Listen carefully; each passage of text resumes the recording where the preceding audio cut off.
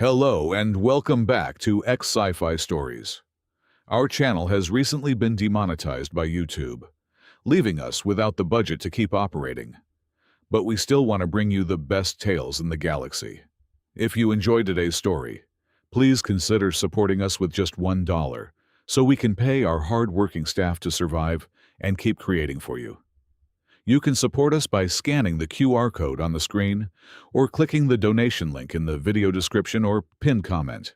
The end of the world did not arrive with the roar of conquering armies or the majestic wrath of gods. It came as a creeping, metallic silence from the edge of the solar system. The stars were being eaten alive, and the supposed protectors of the galaxy simply looked away, deciding that humanity was an acceptable loss. The outer rim was already gone. Pluto, Neptune, and Uranus were no longer planets, but churning hives of the Kalan phage. It was a biomechanical swarm, a mindless tide of synthetic hunger that consumed and assimilated every single atom of living matter it touched. The sky above Earth was bleeding. It was not a metaphorical twilight, but a literal crimson haze as the phage multiplied exponentially, casting a sickly red pall over a dying, terrified world.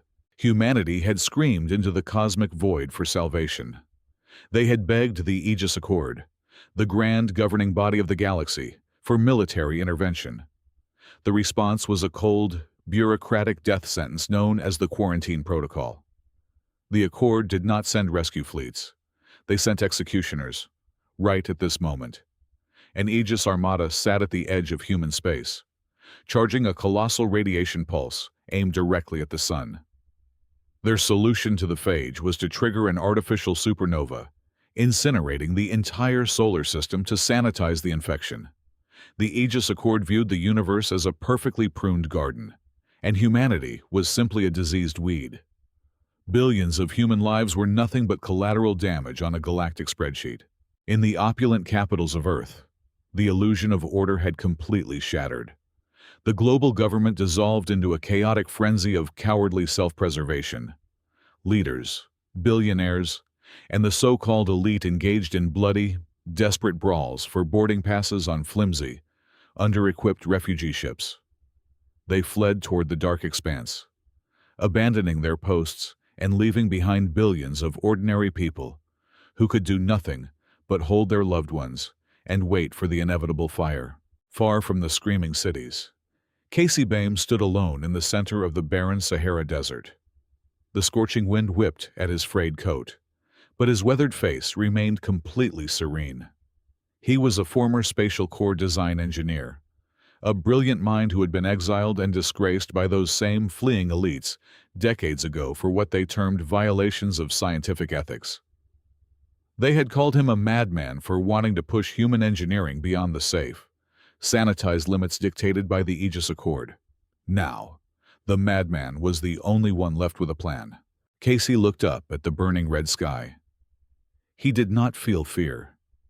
He felt a profound, heavy sorrow for a civilization that had always been too blind to see its own potential. He placed his right hand over his chest, right above his heart. Beneath his skin, a biometric subdermal mesh synced with his pulse. "It is time to wake up," he whispered to the empty desert. He activated the sequence. It was a line of code encrypted not with standard passwords, but with the exact, unreplicable rhythm of his beating heart. The earth beneath his boots trembled. The horizon wavered like a mirage. And then the sky cracked. The holographic terrain that had blanketed thousands of square miles of the Sahara Desert shattered like glass, dissolving into streams of digital ash falling upon the dunes. Beneath the illusion lay a 40-year-old secret. It was a colossal trench, and rising from it was a structure of incomprehensible scale, built from the scavenged bones of an ancient, alien dreadnought that had crashed before the dawn of human history. This was the Supercarrier Tartarus. It was an absolute defiance of logic, a monstrous hybrid born of human desperation.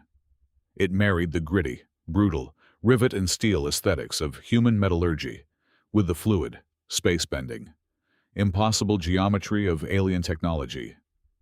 Tartarus was not just a ship.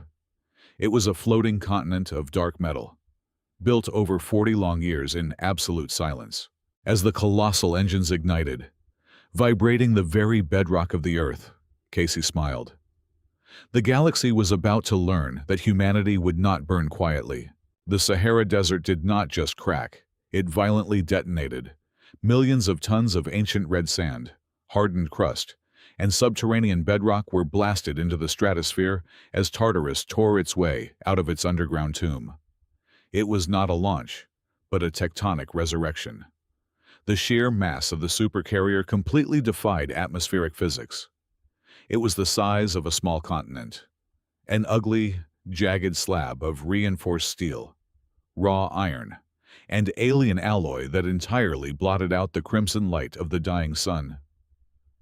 Gravity whined and warped around its jagged edges as the colossal repulsor engines burned with the fury of trapped stars, turning the desert below into a sea of liquid glass.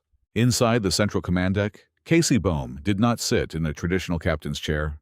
The room was a cathedral of cyber mysticism, a cavernous space bathed in the cold, blue light of holographic tactical arrays and pulsating synthetic neural cables that hung from the ceiling like digital vines. He stripped off his heavy coat and walked toward the central pedestal. Floating above it was the true heart of the ship. It was the artificial black hole reactor, a captive singularity caged in swirling, violently rotating magnetic fields. Casey took the primary neural interface cables, which were tipped with wicked, metallic needles, and drove them directly into the bioports lined along his spine. He threw his head back and screamed. The pain was absolute and blinding. He was not just piloting a ship. He was grafting his mortal consciousness onto a caged abyss. The alien reactor fed on the temporal displacement of organic matter. To control the singularity, to wield the space-bending technology of the gods, Casey had to pay with his own lifespan. For every minute, Tartarus operated at peak combat efficiency. Months of Casey's life would be drained away into the void.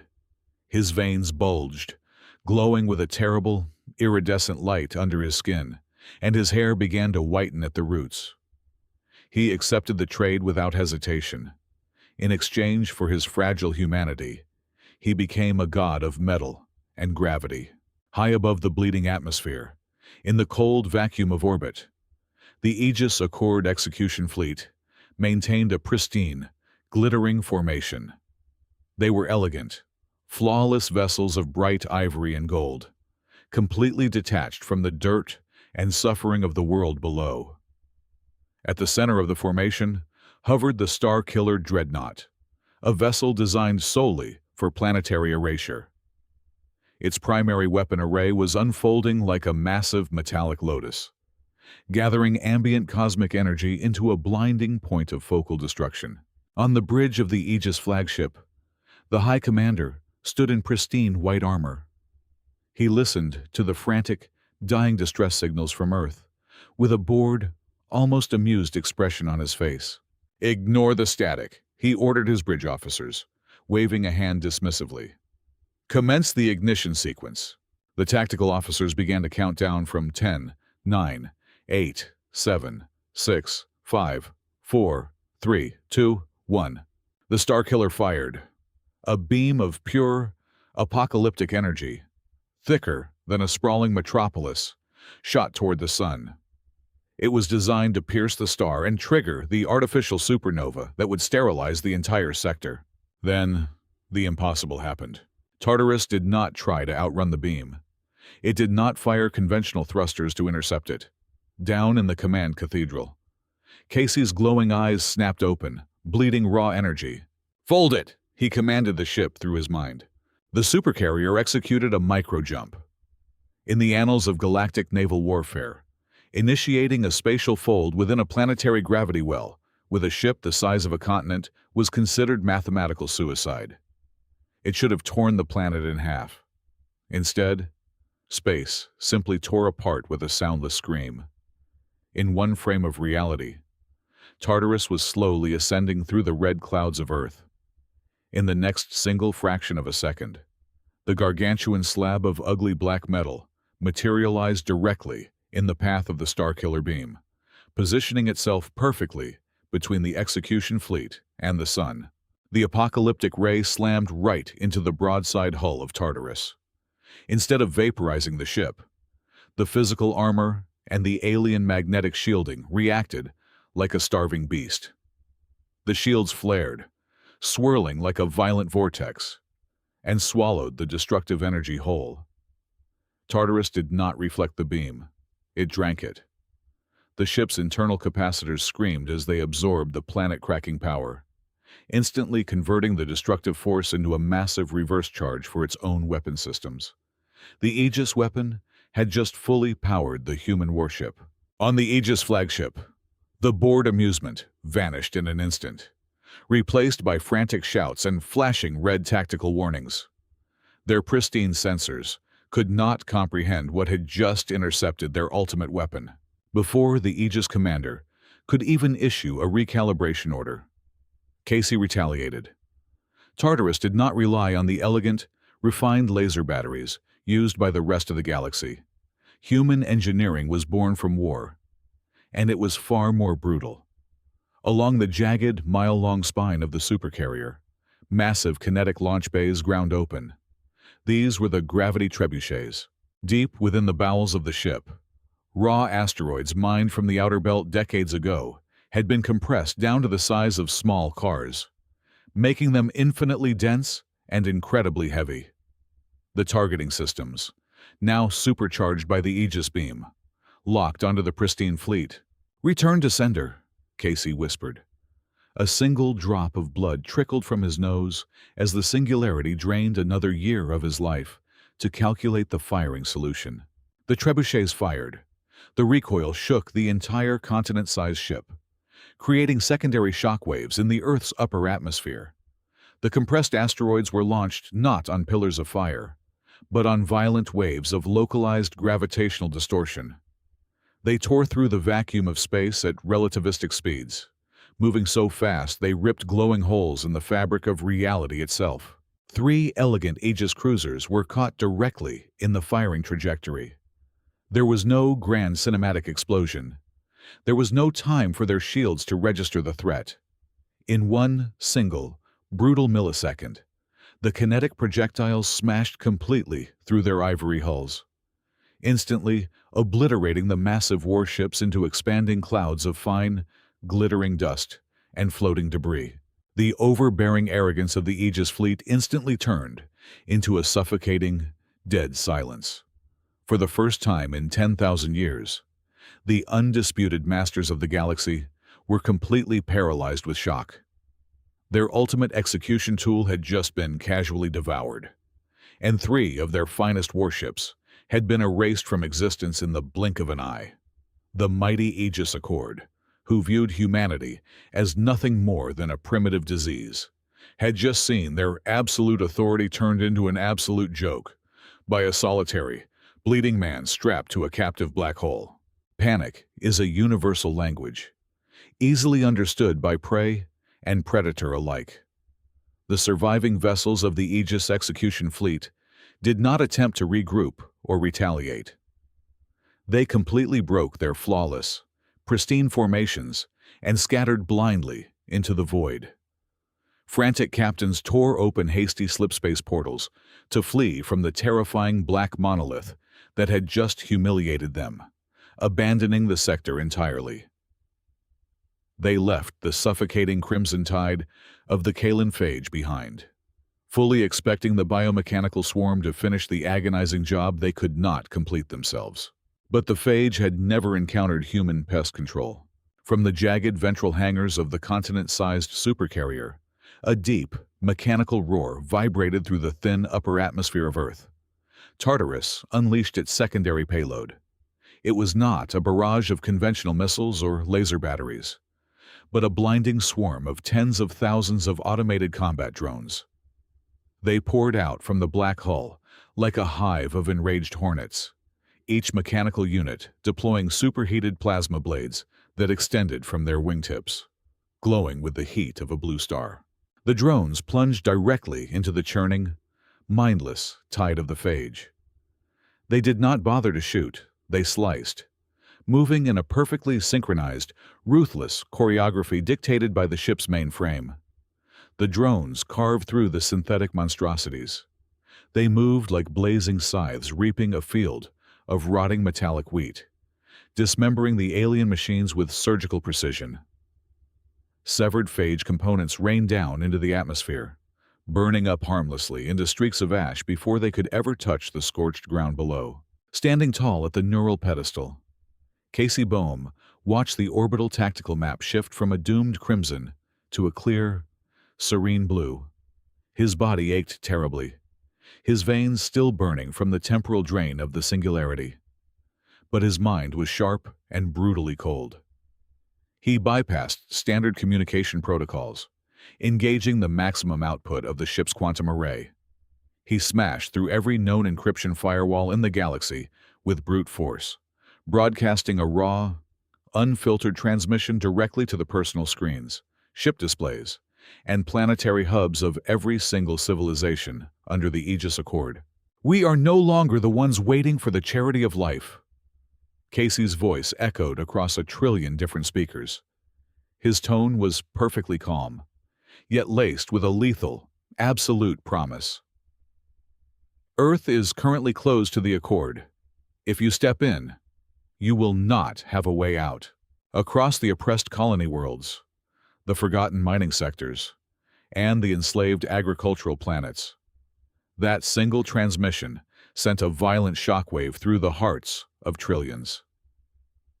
Entire species that had spent centuries bowing their heads, in fear to the ivory-clad enforcers of the galaxy, suddenly stopped their labor and looked up at the stars. A silent, smoldering spark of rebellion ignited in the dark corners of the universe. The untouchable, arrogant gods had just been made to bleed by a lone human in a broken system. However, humanity's greatest threat was not merely lurking in the stars. It was scurrying in the heavily fortified bunkers down below, deep in the opulent underground shelters of Earth. The former global leaders were not cheering for the man who had just saved their world.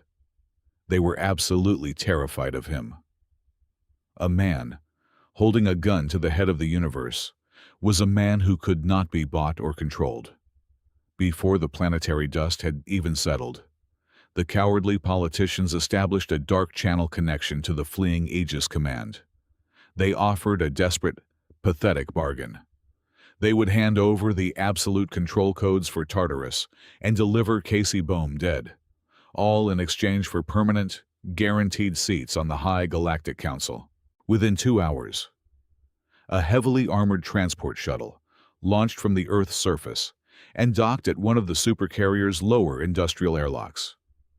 The 15 men inside were not the engineering support team they claimed to be in their clearance requests. They were an elite, black operations mercenary squad, armed with localized neural disruptors and kinetic shredders. Their sole objective was to quietly cut off Casey's head and secure the Singularity Core. They stepped into the dimly lit, metal-grated corridors of Tartarus, weapons raised and cloaking fields fully engaged. They managed to make it exactly 50 feet. Casey had spent decades anticipating the boundless, disgusting depths of human treachery. He did not even need to divert his attention from the main, tactical monitors. A single thought sent a violent pulse through his spinal link. The corridor walls instantly magnetized, overriding and locking the mercenaries' advanced combat armor in place. High-density containment fields snapped down from the ceiling, paralyzing the entire squad in glowing cages of hard light before a single shot could be fired. Casey did not lower himself to their level. He did not execute them. Instead, the automated internal defense systems unceremoniously dragged the frozen assassins down into a heavy cargo escape pod. At the same time, the ship's mainframe downloaded every single encrypted audio file, written contract, and video log of the Earth leaders begging the Aegis Accord and negotiating the betrayal of their own species. This damning data was hard-coded into the pod's telemetry beacon.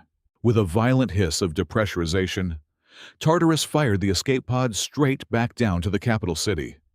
It crashed violently into the central plaza, right above the leadership bunker, immediately broadcasting the undeniable, unerasable proof of their treason to every surviving civilian device on the planet.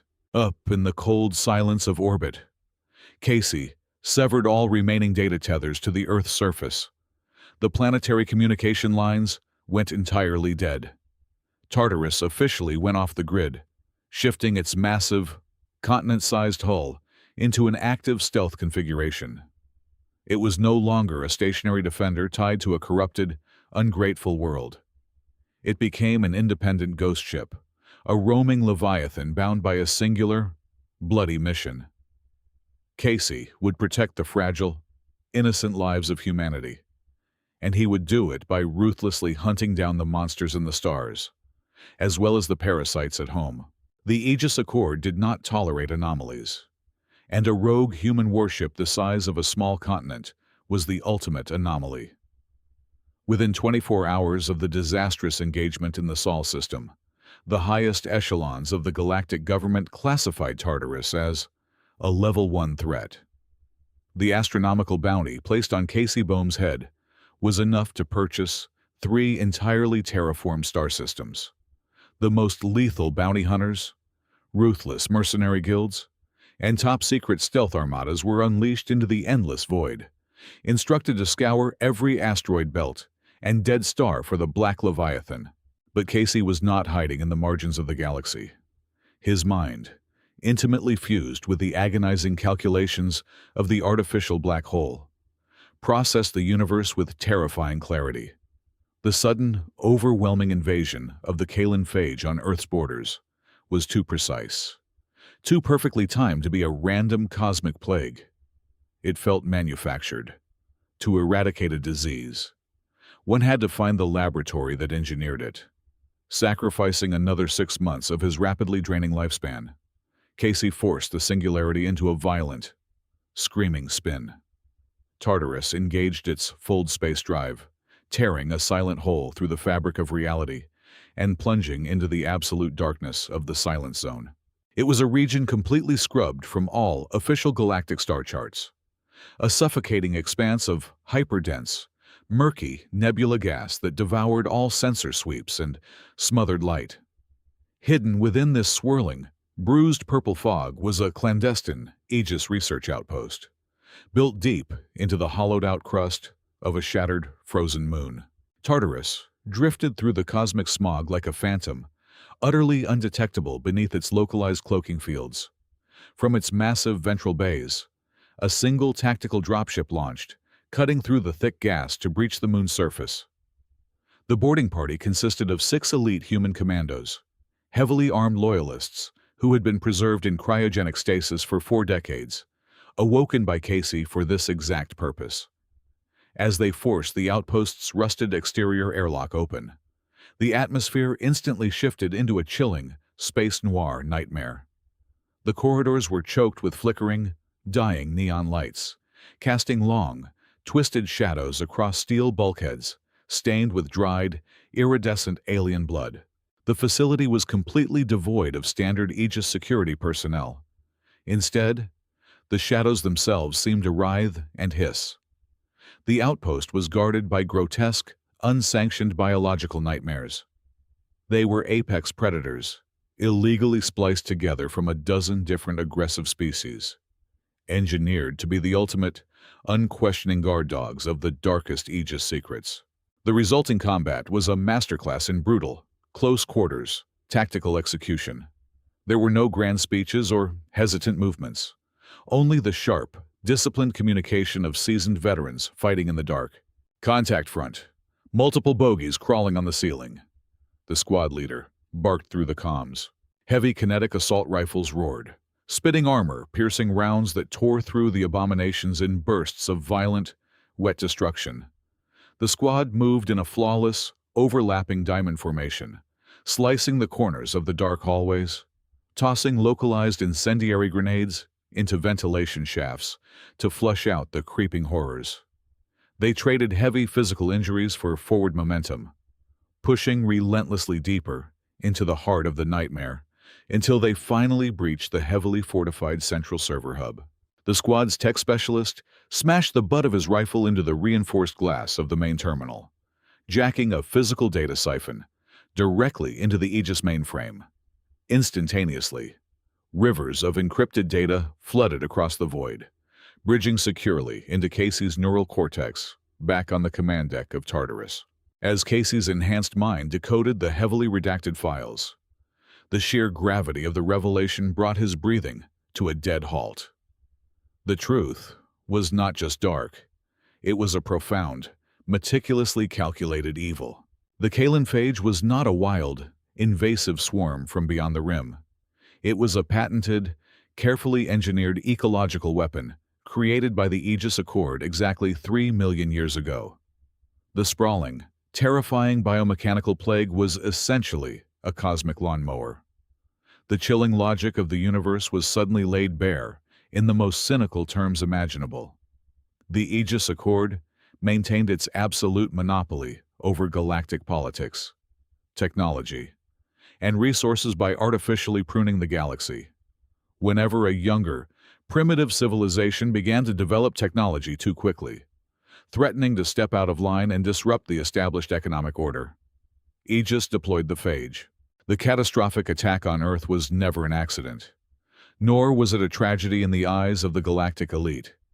It was a scheduled, intentional agricultural operation. They were simply harvesting a crop of humans that had grown far too ambitious. The quarantine protocol was just the final, sanitized step in their routine extermination process. Casey downloaded the horrifying ledgers. He saw the classified records of thousands of other promising civilizations completely erased from history.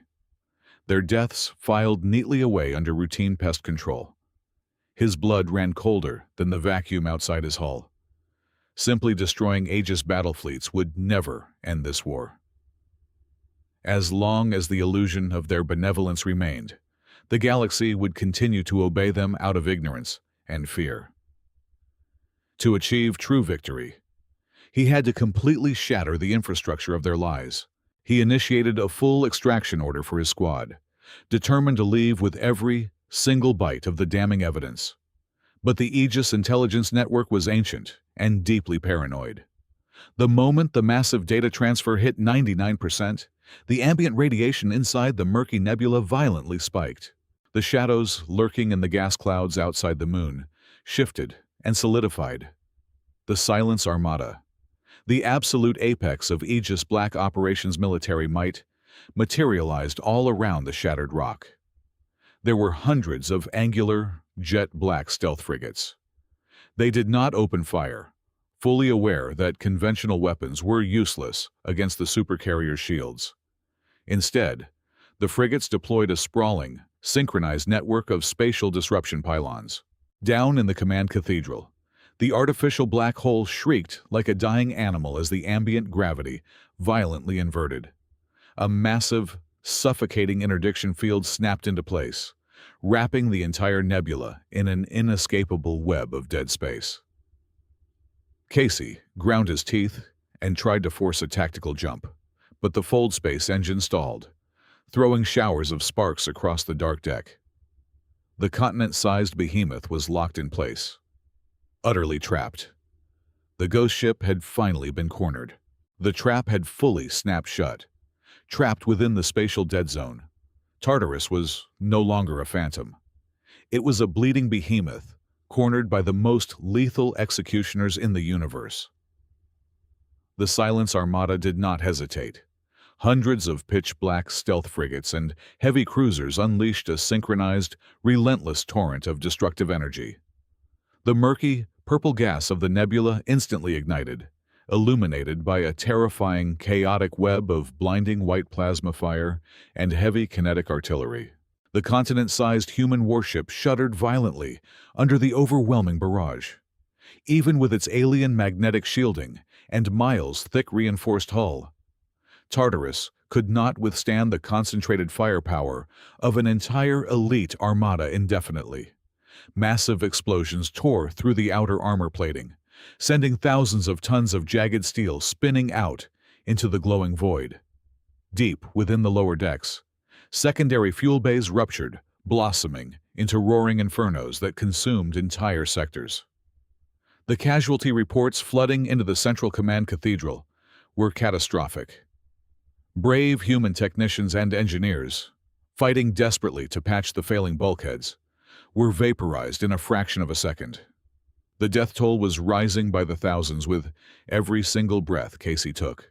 Blood dripped steadily from Casey Boehm's nose and ears. The neural strain of holding the dying ship together was physically ripping his mind apart. The singularity roared in absolute agony at the center of the room.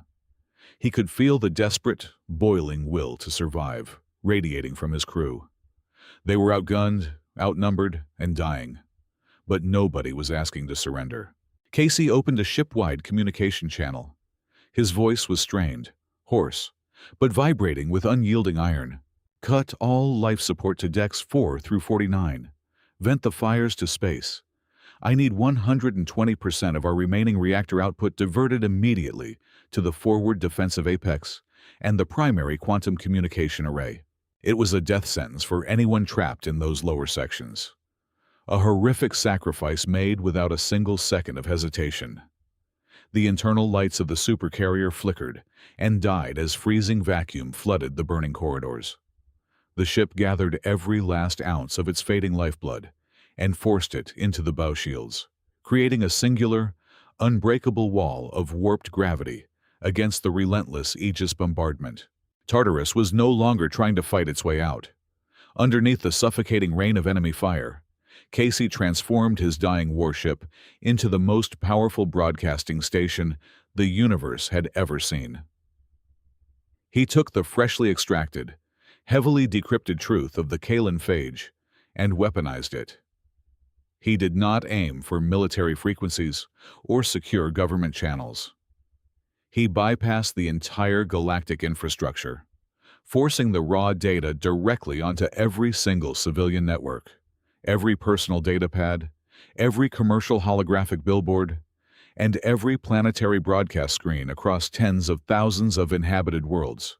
In the blink of an eye, trillions of beings stopped what they were doing. The horrifying reality of the Aegis Accord laid itself bare in undeniable, clinical detail. They saw the classified logs of deliberate planetary infections.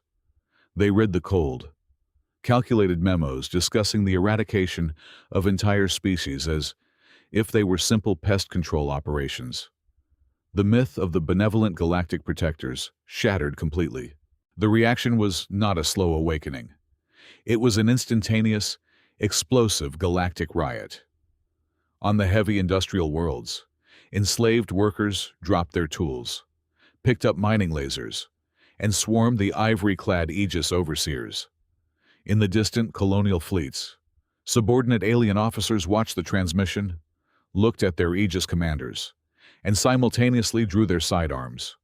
Local planetary defense forces, realizing their own worlds were scheduled for future extermination, immediately turned their orbital defense cannons on the docked Aegis supply ships.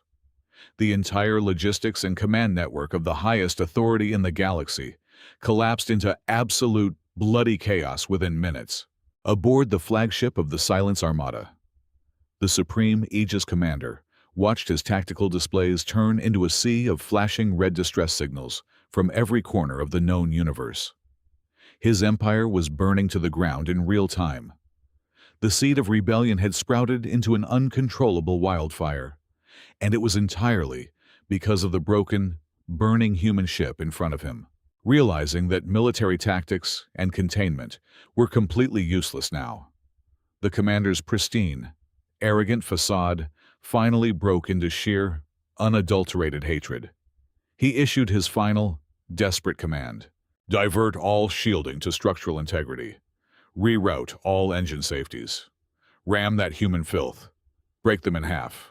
The Aegis flagship, a vessel massive enough to rival the moons of Earth, ceased its weapons fire. Its primary thrusters flared with blinding intensity as it accelerated to ramming speed, becoming a colossal, unstoppable spear of dark metal aimed directly at the heart of Tartarus.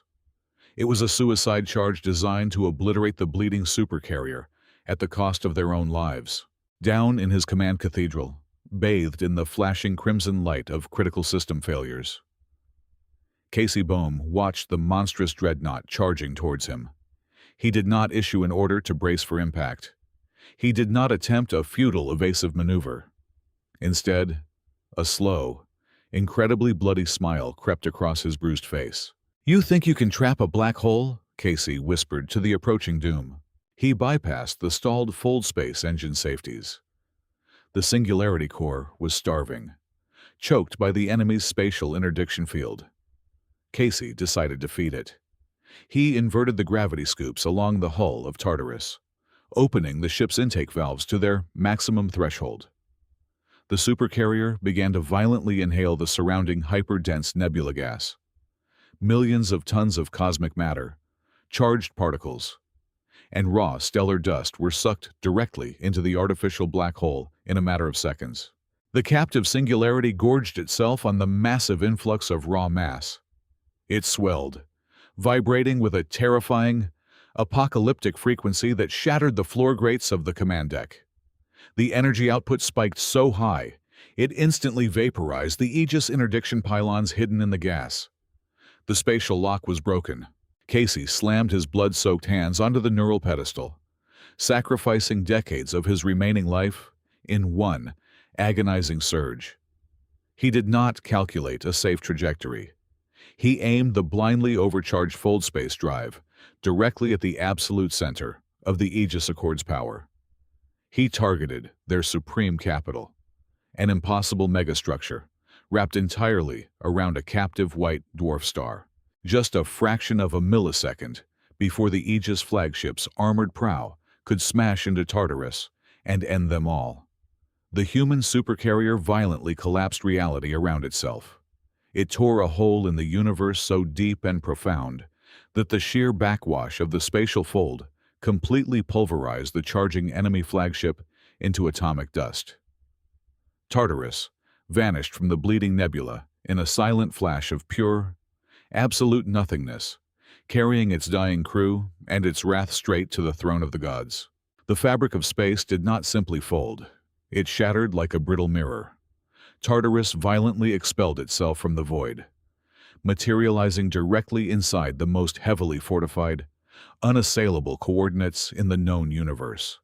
This was the Aegis Prime megastructure. It was an artificial ring world of unimaginable proportions, forged from the stripped resources of 100 solar systems, encircling a blindingly bright, white dwarf star. But Tartarus arrived as a broken sword. The continent-sized behemoth was completely crippled. Rivers of liquid fire poured from its breached hull. Its kinetic launchers were empty, and the massive gravity trebuchets hung uselessly from its spine.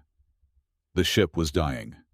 Its armor melted and fused from the devastating gauntlet it had just survived.